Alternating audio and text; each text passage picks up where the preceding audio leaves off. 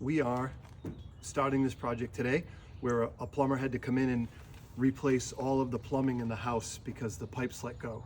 So we have a bunch of patches throughout this house that we're going to be putting board in and taping and finishing for the painter. So everything looks like it never happened.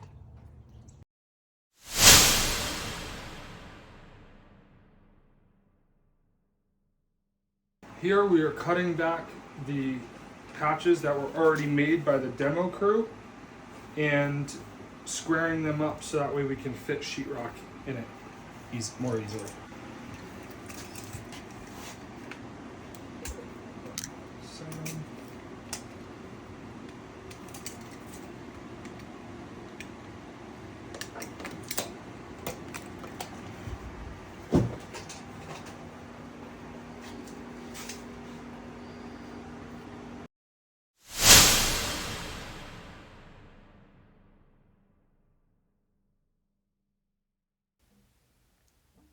Okay, here we have one of our technicians adding wood backing to the hole that he just squared up. So you hold that wood backing nice and tight, cut it about 3 to 4 inches longer for the top and the bottom, and you secure the screws into the existing drywall, holding that wood backing in place.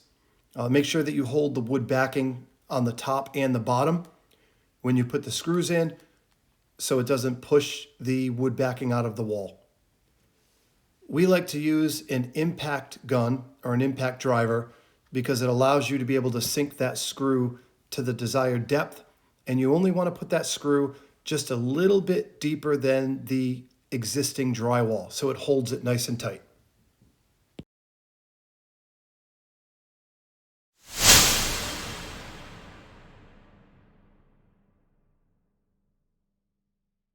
We are cutting a piece of sheetrock for one of the patches that Daniel has prepped. So we're just cutting out a little square for that and bringing it down so that he is able to install it inside of the spot. Okay, now it's time to install the drywall. So put the drywall that you have already pre-cut into the hole and just start in the middle and sink one screw and then do the edges. And when you put the screws in, make sure that they do not go too deep, that they only break the surface of the new drywall. If they sink too deep, just simply put another screw in beside it, because if you don't, that one will pop. Make sure you check out our next video on taping and finishing, and don't forget to like and subscribe.